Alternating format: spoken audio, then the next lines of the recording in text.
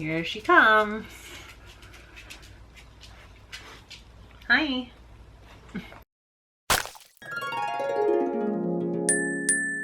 Hey there, creepy peeps. My name is Nightmare Maven, and this is Daisy, who's gonna, I guess, sit in for this video. Welcome to my channel. If you're new here, hi, hello, welcome. So happy you found my channel. Hopefully you stick around for a while. For those of you that are returning, welcome back. Daisy and I are very happy to see you again. You have to be good if you're gonna sit here while I'm filming, okay? You can't scratch at me. Okay, so I know it's been a minute, but we're back with the Stephen King journey. I am now, I guess, technically halfway through.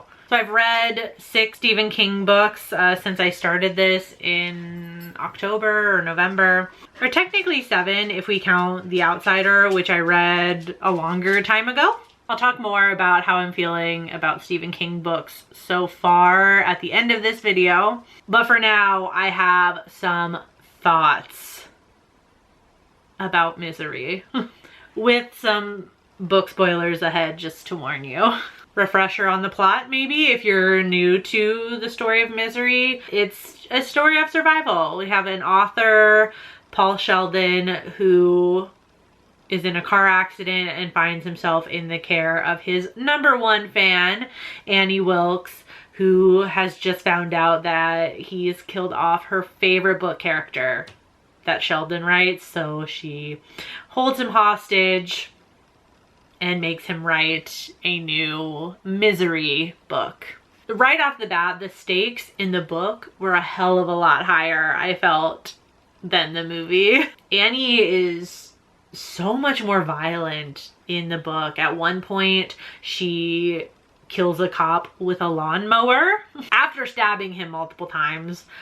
And the Hobbling Scene was actually Annie cutting off one of Paul's feet rather than just breaking his ankles.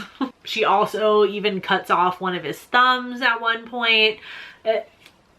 It's a lot. And even though I've seen the movie quite a few times and I know that Paul makes it out, I found myself in the book like on the edge of my seat wondering like, well, I don't know, if the book is this much more violent, maybe he doesn't make it out. It was like I was experiencing it for the first time almost, because I just wasn't expecting it to be that much more violent in the book. Unfortunately, as to be expected from me reading a Stephen King book at this point, there were parts that took me out of the book. I get comments about this all the time on these videos, like, why do you read it if you don't like it or whatever? That's the whole point of these videos, the whole point of this reading experiment that I'm taking you guys on along with me. It's to see if any of that changes.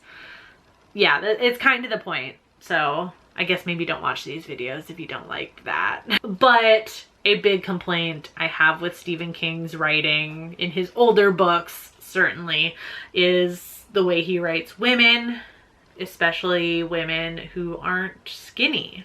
And for Annie, her solidness, as King puts it, is part of what makes her so scary.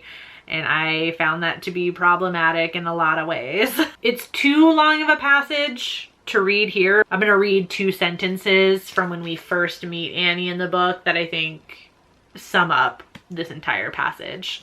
She was a big woman who, other than the large but unwelcoming swell of her bosom under the gray cardigan sweater she always wore, seemed to have no feminine curves at all.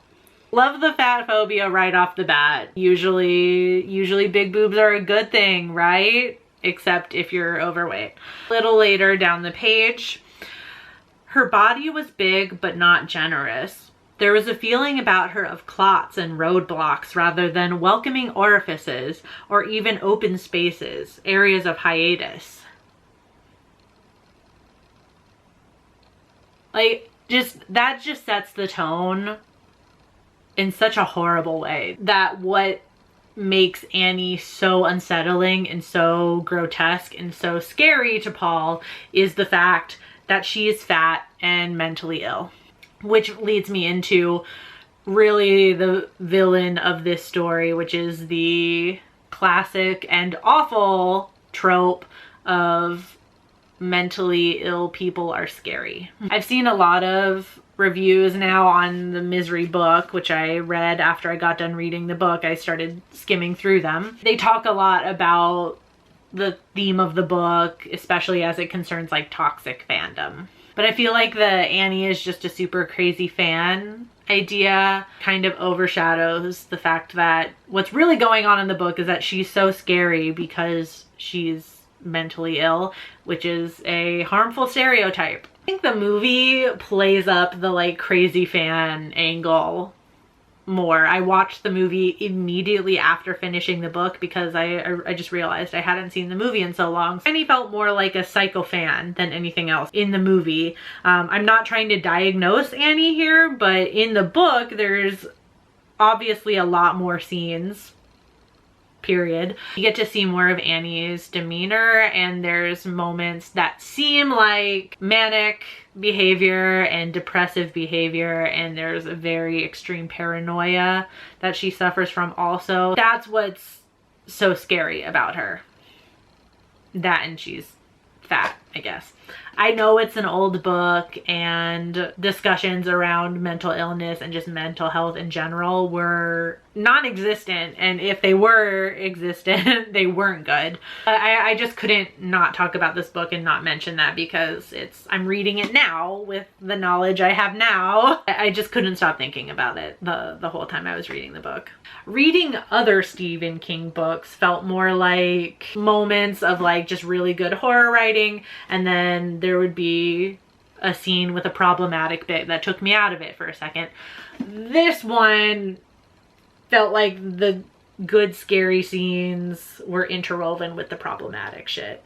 So I had a hard time reading this one. I had a really hard time reading this one. The struggle I was having is the struggle that inspired this reading experiment in the first place. I mean, oddly, I find myself in the same exact position I was in 6 months ago. I don't know if it was exactly 6 months, might be 7. Honestly, when I started, I thought like at least by now my opinion would have maybe started to skew one way or the other, like I'm becoming more of a Stephen King fan or less of a Stephen King fan. But I still kind of have the same opinion. I feel like his scary moments are just so good, where, you know, I'll be reading a passage and I'm like, this is why he's a horror master. And then he'll describe someone, a woman, someone who's overweight, a child, a certain way, and it just takes me out of it. Like, I'm going to keep going. I'm going to finish out the year reading a Stephen King book every month because I at least have to get to his new book that comes out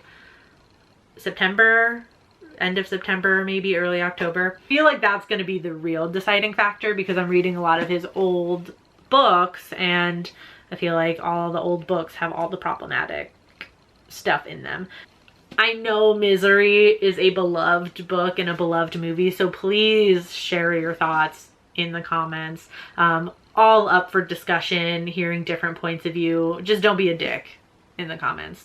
That's the only rule ever. And let me know which Stephen King book I should read next. These are the ones that I have on my shelf currently that I haven't read. I hope you enjoyed this video. If you did, give it a thumbs up. Subscribe if you're new here. Become a Creepy Peep today. I post 2 new videos every week, or it's a live stream or like collabs or whatever. So yeah, subscribe. Or don't, I guess. I see you very soon with a new video or something. Until then, stay strange. Bye.